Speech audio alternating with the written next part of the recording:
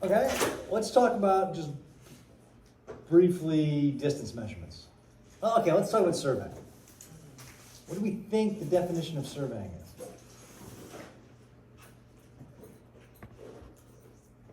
Yes. Making measurements throughout making measurements through the land around you. That's pretty close.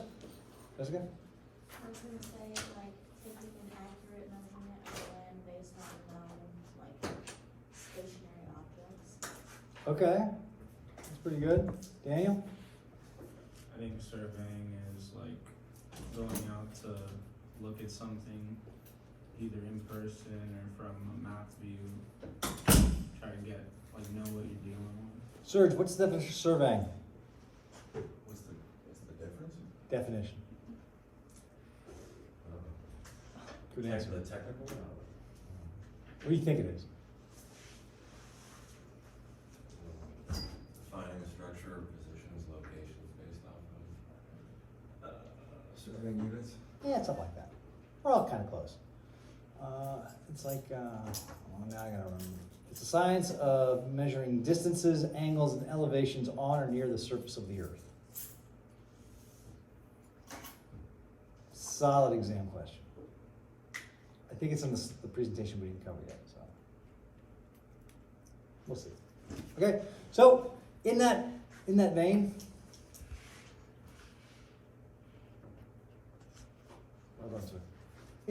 we'll go with distance measurements. Okay, how do we want to measure distances? Can we measure distances? So you've already done lab. Oh, you haven't done lab 1. You haven't done lab 2. Yeah. Lab 2 is distance measurements. But how are we measuring distances? Did it work? I connected it to my let me just turn it off. The things from the video that we watched? That could work. Yeah, what do you got? Pacing, that's one. Pacing is a good one. 7 steps and turn right. Right, like a pirate map. Pacing's a good one. The wheel. The wheel, okay, measuring, it's an odometer, yeah. Laser. Huh? The laser. Laser, electric distance measurement. That's a good one. Anyone else? Google Maps. Maps. Measuring.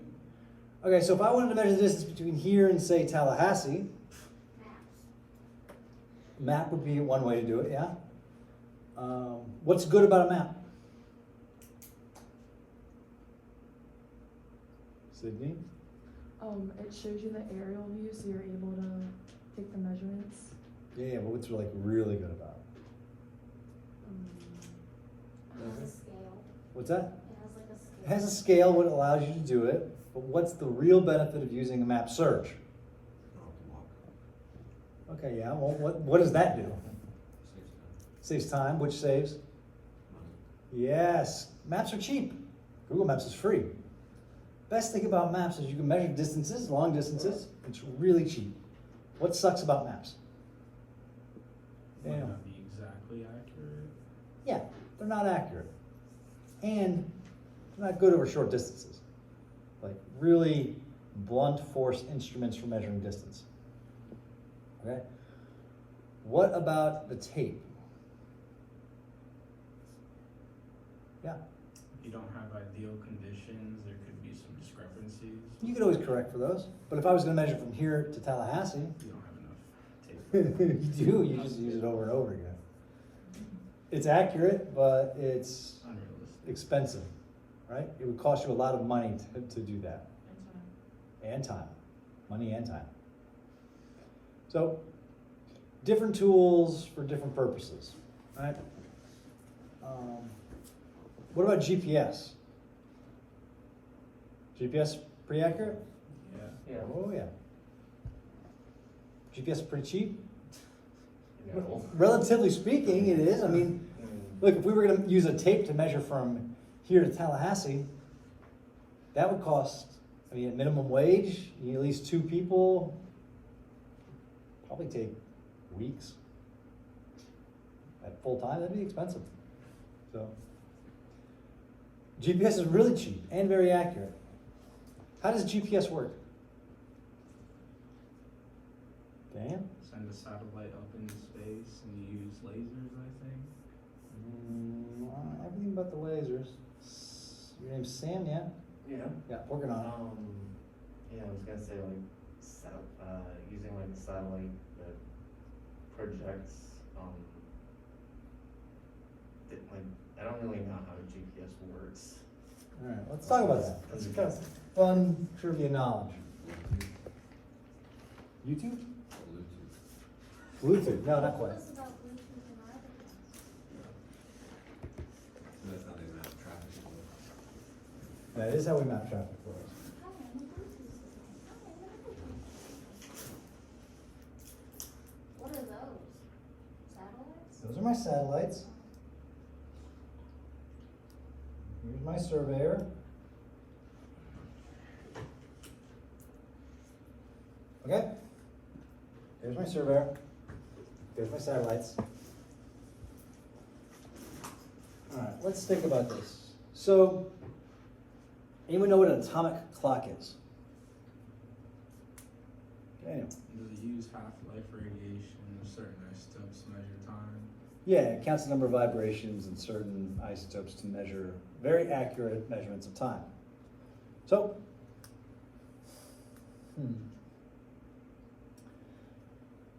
let's just say that the satellite is singing Twinkle, Twinkle, Little Star.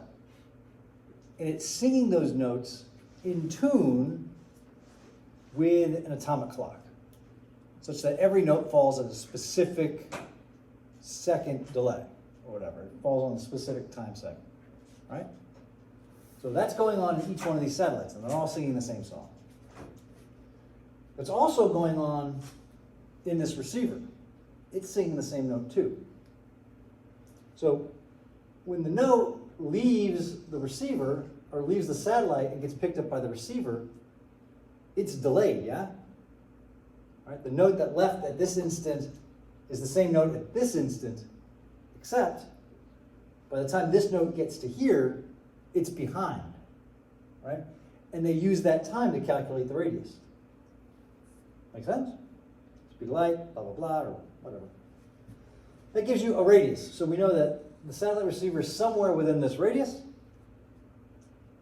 Well, this is doing the same thing too, and that gives us a radius 2. And this one's doing the same thing here. And that gives us, where these 3 arcs meet is likely the location of your receiver. Make sense? Does it look or sound familiar? Yeah. Exactly what you did in your last lab.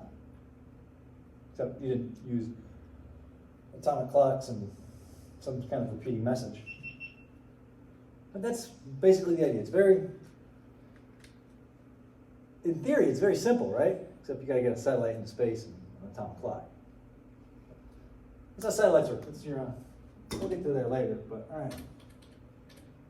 So, tech, you guys can see that now? I should probably turn that light off.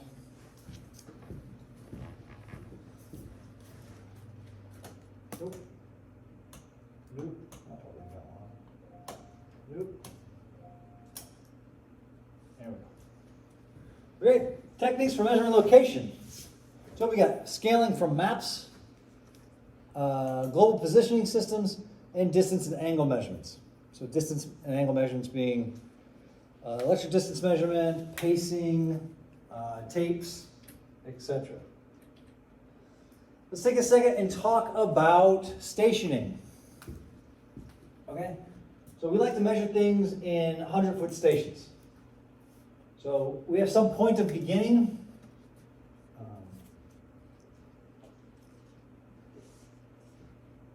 Right? And this would be station 0 plus 0, 0. We go 100 feet this way to station 1 plus 0, 0. If we then to go 20 feet, this would be station 1 plus 20. And then we would eventually get to station 2 plus 0, 0, and then 3 plus 0, 0, and 4 plus 0, 0. Does that make sense? I think this harkens back to the first railroads and chaining. So we measure distances with chains. We, as I guess engineers or surveyors or whatever, a long time ago, measure distances with chains, and each chain's 100 foot. So every 100 feet is a station. 1 chain, 2 chain, 3 chain, 3.5 chains, 3 chains, 20 feet, etc. No, that is stationary. Offsets, don't care. Okay. In general, we're going to talk about 3 different types of distances. Okay? Vertical distances, horizontal distances, and slope distances. Okay, so, get rid of this guy.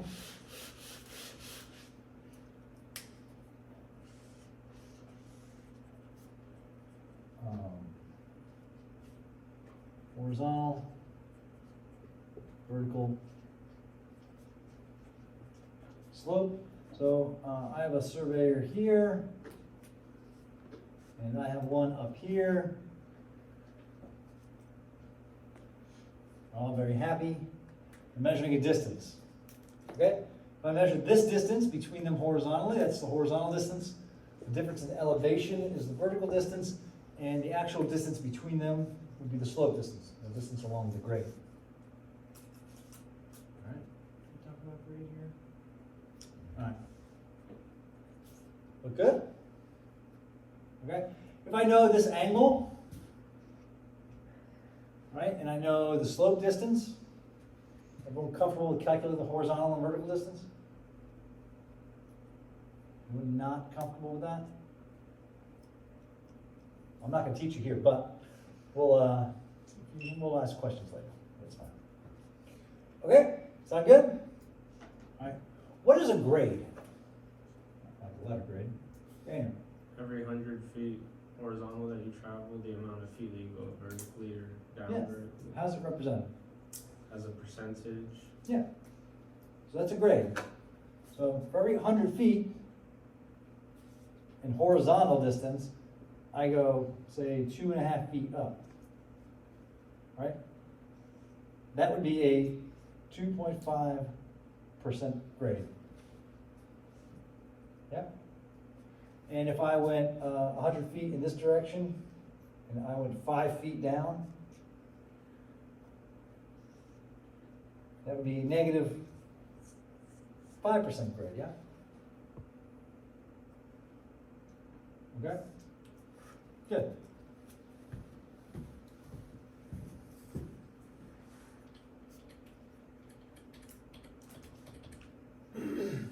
Okay, so techniques for measuring distances, pacing, we already talked about. Scaling, we already talked about.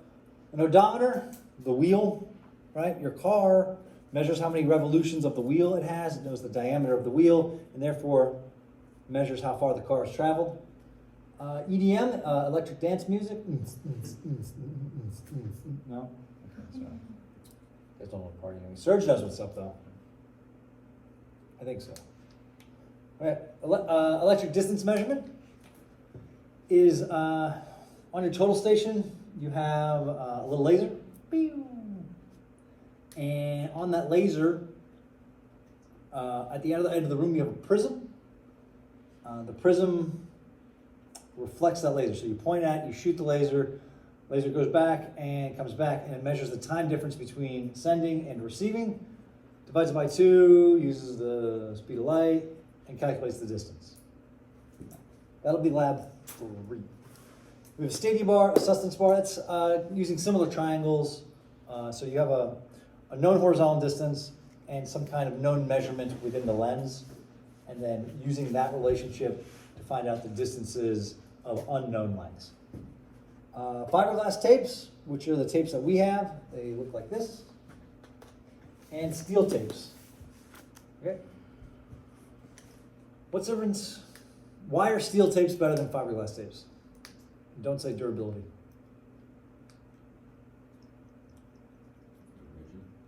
What's that? Yeah, for the most part. What about their rigidness? All right, how about this? What's rigidness in a engineering perspective, like an engineering materials? They're less flexible. They are everything is gonna strain when you add stress to it. There's less of a tendency to deform. So it keeps its line better. What about the stress-strain relationship of steel is nice? It has greater ultimate strength. What's that? It has a greater ultimate strength. Yeah, that helps, yes. Is it to prevent like stretching from heat and stuff like that? We know stretching from heat occurs. We're dancing around the idea here, yes. Is the specific heat of steel like more easily known than fiberglass? Yes, we know an awful lot about steel. Like how the thermal coefficient of steel, we know very well. The stress-strain relationship between steel, we know very well. And we know its linear limits, right? So if we're pulling on steel, we know how much that strain is accumulating over the length of the steel tape, and we can correct for that. If it's really hot outside, we can correct for how much the steel tape is expanded or contracted.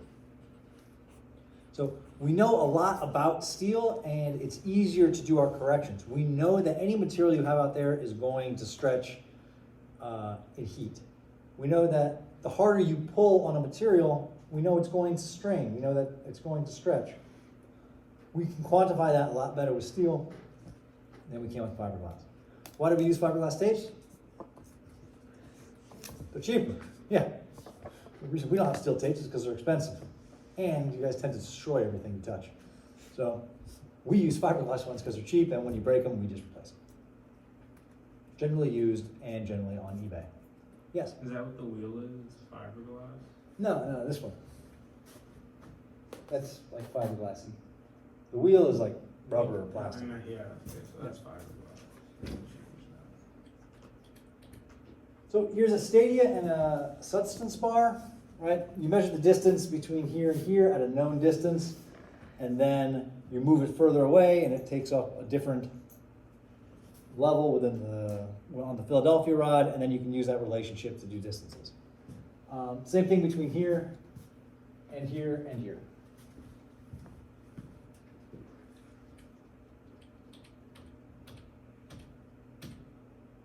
Okay. Gradation is where the little tick marks are. Okay? You can be graded throughout. You have a cut grade where you hold it at the next hole one up, and then figure out where it comes into here, and you cut that part out. You subtract it from 39, leaving you 38 and something. I'm sure it says it. And then here's an add tape where you hold it at the one underneath. You effectively round down, and then you add this because it's past 0. You add that in there, and that's the different gradations. All of our tapes are graded throughout. When I say all of our tapes, I mean all the ones we use in the lab.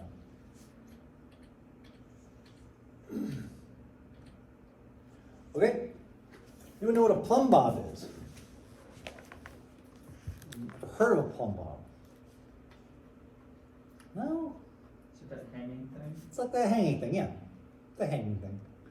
Put a plumb bob, this thing, it's like a weighted metal thingy.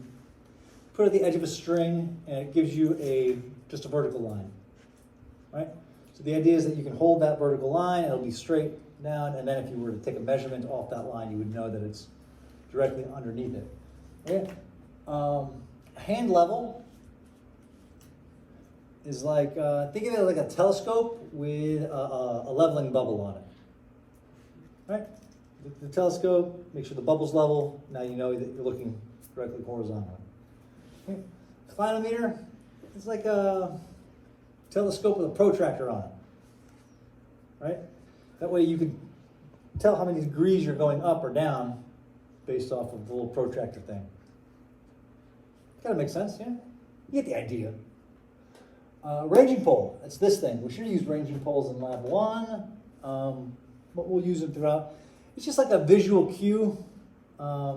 If you're gonna do a preliminary survey, or if you're like walking around an open field and you wanna mark something, you can put your ranging rod in there. It's either red and white or orange and white. It's supposed to be conspicuous. You're supposed to be able to like leave it there and like go do other stuff and then come back and be like, oh, where's that thing? There it is. So we have a bunch of those. Clamp grip here, that generally goes at the end of the tape. This generally connects to that. And this is a tension handle, so that will tell you how much tension you're pulling on your steel tape so that you can correct for that.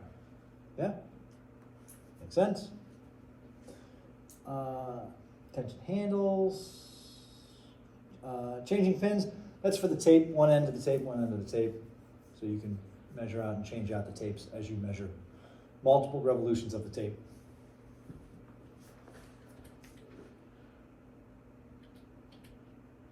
Okay. So this would be taking a tape and using a plumb bob. So you want to get the horizontal distance, hold one end here, hold the other end as level as possible, apply the appropriate amount of tension, drop the plumb bob wherever the line crosses the tape, you're good. Yeah?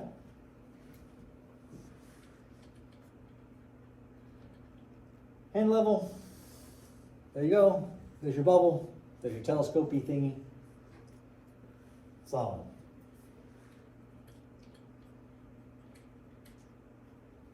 Okay, clinometer. There's your telescopy thingy, there's your protractor. Pretty simple, yeah? We don't actually have any of these. Maybe I'll get some. That could be fun. Okay, this is laying out tape, so level, horizontal distance, drop a plumb bob, horizontal distance, bring the plumb bob up, horizontal distance. That's kind of a procedure for doing that. There you go, plumb bobs at both ends. Okay, let's talk about tape corrections now. Okay, so generally the way we're going to do this is you're going to measure a distance, and maybe you'll measure the horizontal distance, or if it's flat, or maybe you'll measure the slope distance because you're on an incline. You're going to need the other ones. Get the slope distance, I want the horizontal distance. Get the horizontal distance, I want the slope distance. Right? So you got to get the angle between them and all that kind of fun stuff. Yeah? So we talked about grades here. So let's go with this.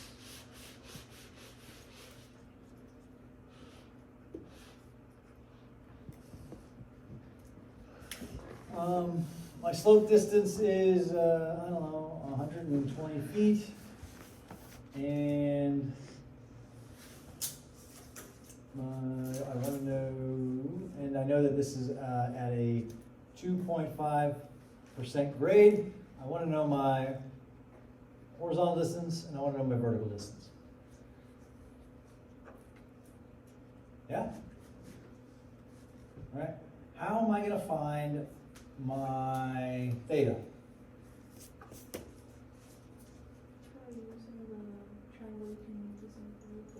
The triangle you can make using the grid. Absolutely. Yes. 100 feet over, 2.5 feet up is a similar triangle. Yeah? This would be the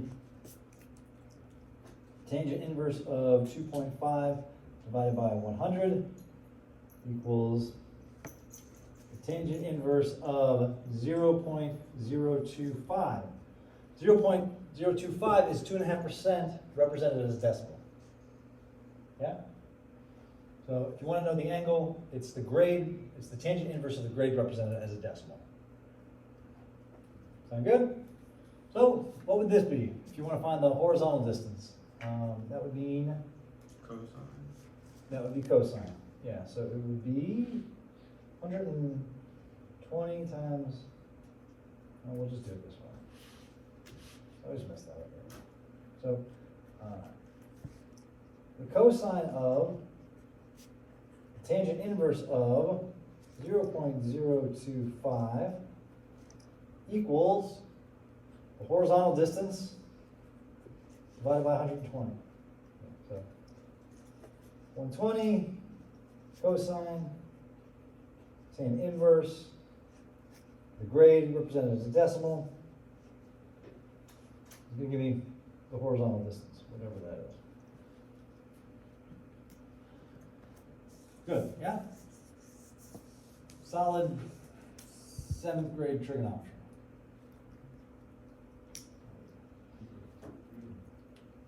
I didn't take trigonometry in 7th grade. When did I take trigonometry? Yeah, I was probably in 10th grade, and it wasn't trigonometry, it was physics we had to learn.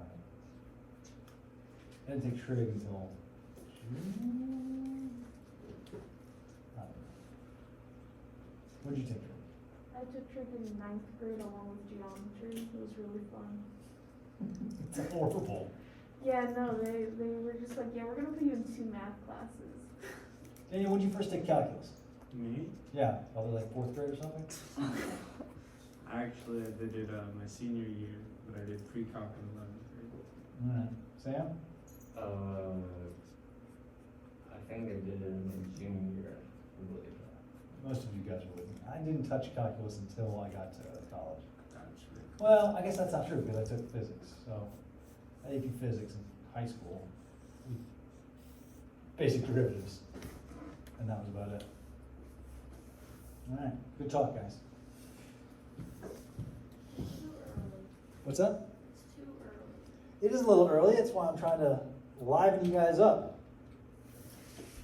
Okay. Let's talk about manufacturing steel tape. So we get a long, thin piece of steel. Yeah. We have to grade it. We have to cut the little lines into it that says what 1 foot is, or 2 feet, or 10 feet, or whatever. What a half foot is. So in order to do that, we have to set the temperature and the tension of the tape, yeah? So we get the steel tape and we cool it or heat it up to, in this case, what would be 68 degrees Fahrenheit. So we get it at a constant 68 degrees Fahrenheit, fully supported. That means that there's no sag. It's laying across the floor. It's laying across a level surface. If you were to pick it up, it would have a parabolic sag to it. Fully supported means there's no parabolic sag, it's just level. And then they apply exactly 10 pounds of pressure to it. And 10 pounds of pressure, fully supported, and 68 degrees. Then they mark everything on the steel tape. Make sense? So that's kind of built into the cake, right? Anytime you deviate from this, you have to correct for it. So if the temperature is higher or lower, if you add more or less tension, if you add in sag, all those things have to be corrected for. So, make sense? It's made in a certain way, and it's graded at a certain temperature and tension, and then when you deviate from the recipe, you gotta fix it.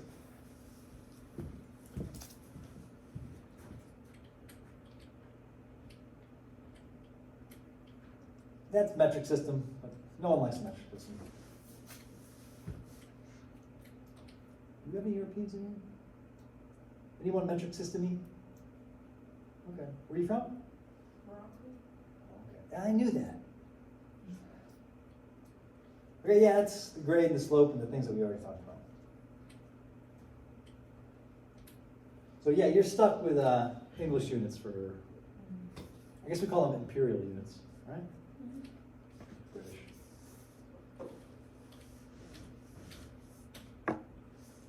Yeah, we can talk about this. Okay. So we have an erroneous tape correction, right?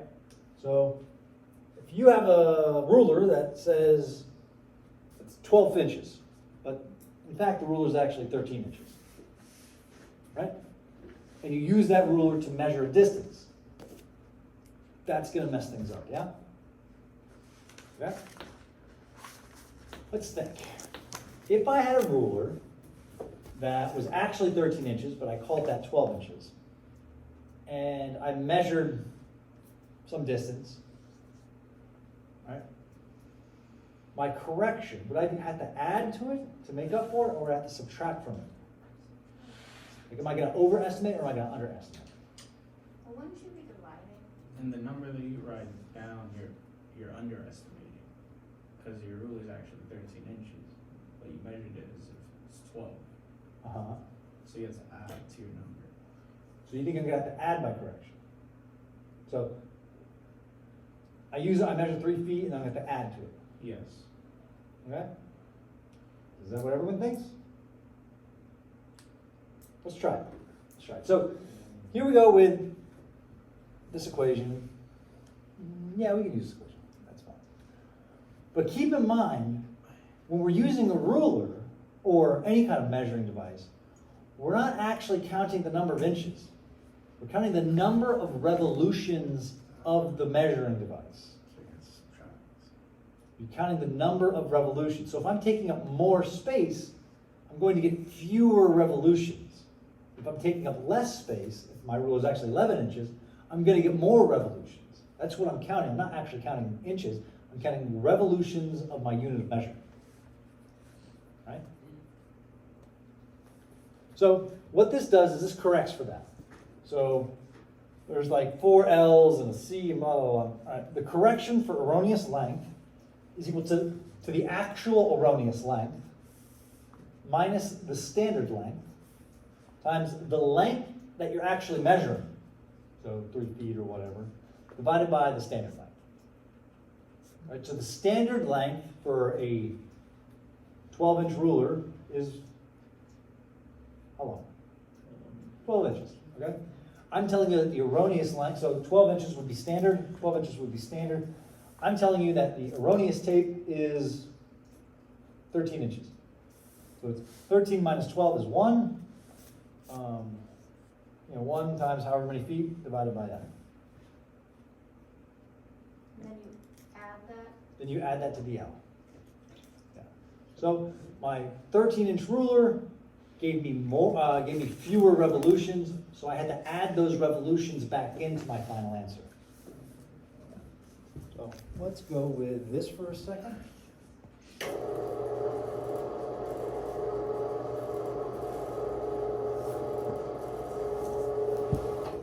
Yeah. So, is 13 inches, but is actually measured at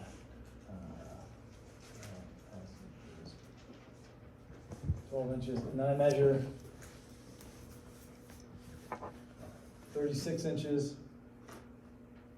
So I use it to measure here and here, and it's telling me that it's 36 inches because I measured it 1 foot, 2 feet, 3 feet.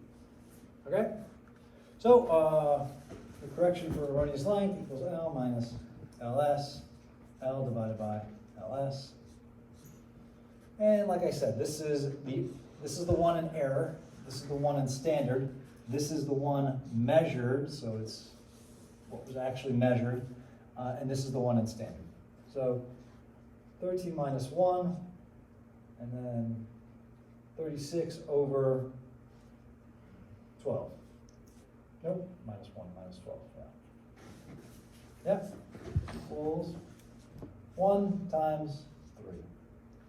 Equals CE equals 3. So when I do my correction, I will get L corrected equals L plus CE equals 36 plus 3 equals 39 inches. Okay? So if I used a 13-inch ruler to measure 3 times, I would wind up with 39 inches at the end, yeah? And that's what we found. Make sense? Solid.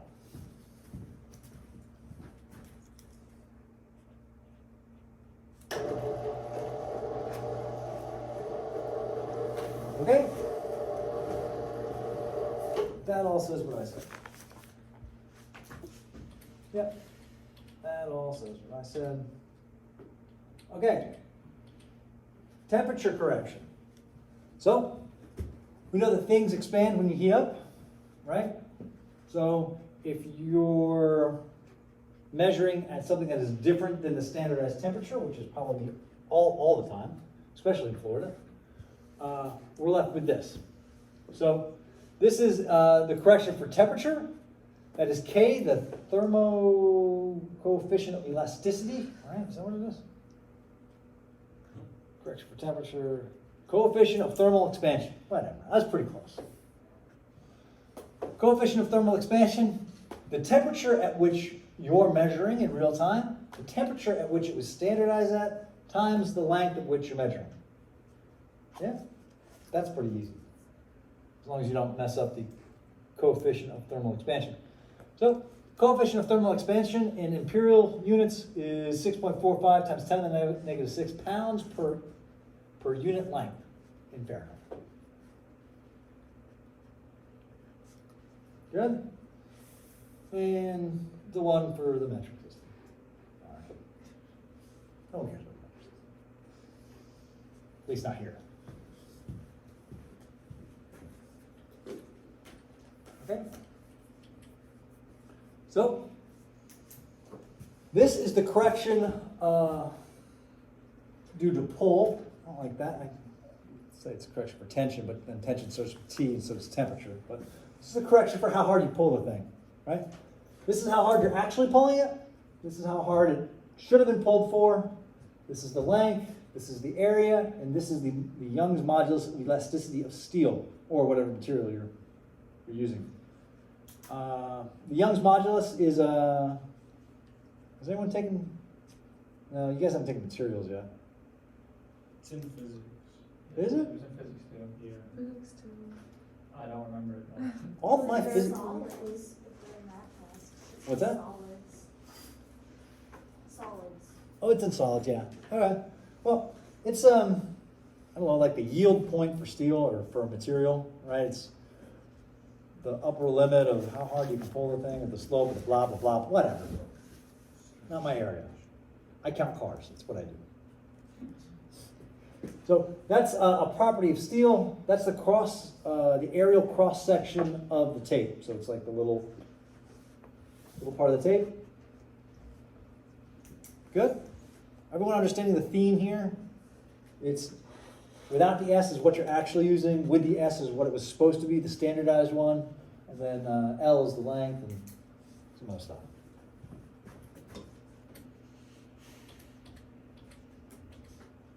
Okay. So, let's talk about sag. Okay? Holding one end, holding the other end above the ground. Right? I pull it as hard as I want, I'm still going to get a little dip. Yeah? Okay? So to correct for that, I have, so we'll say that this is either 1 or 0, and this is either 1 or 0. Okay? If sag is present, when it's standardized, if sag is present, this takes 1. If sag is not present, it takes a value of 0. Yeah? In the measurement, if sag is present, it takes a value of 1. If sag is not present, it takes a value of 0. Okay? So if I standardize it with sag, what does this go to? It would be 1. Okay? And if I measure it with sag, what is this? 1. 1 minus 1 is 0. What happens to this? Cancels This out. goes away. Right? Same thing, if I standardize it without sag, and I measure it without sag, this goes to 0, and it gets ignored. It's only a problem when you're off. Okay? And this is the only one where the standardize comes before the field measurement. Yeah? Make sense? So, as long as you know if it's fully supported or supported at both ends, or sag is present, sag is not present, you can fill these in and just use the equations. And the signs will work out so that you're adding or subtracting appropriately. Yeah? Yes? Is the weight of the tape in feet, like per foot? 'Cause If it's a 100-foot tape, but if you're not using the full 100 feet of it, then you're modifying it by L. okay. Yeah. So it's a 3-foot tape or 3 feet for whatever. Yeah, you're multiplying by L. Let's go, yeah. Oh, P is how hard you're pulling it, right? If you pull it hard enough, you'll, I mean, you reduce the amount of sag you have. So there's a point, there's a pressure at which you could apply to which there's no sag. That would be called the normal tension. When you pull it hard enough that the sag cancels out. So ideally, that is to say that the correction for pull is equal and opposite to the correction for sag. Yeah? You're stretching it such that it cancels out. Okay? Here's an example. So 100-foot tape has a standardized length of 100 feet at 68 degrees Fahrenheit with 20 pounds of tension, and the tape is fully supported. The observed distance between 2 points with the tape held horizontally supported at 0 and 100 feet points only, and 30 pounds of tension is 101 feet. The tape weighs 3 pounds and has a cross-sectional area of 0.01 inches squared. Calculate the true distance between the 2 points. Assume E, the Young's modulus of elasticity for steel, to be 3 times 10 to the 7 pounds per inch squared. Sound good? We'll hold off there and we'll get to this next time. Sound good? All right. Let's talk about labs. So we're gonna pin there.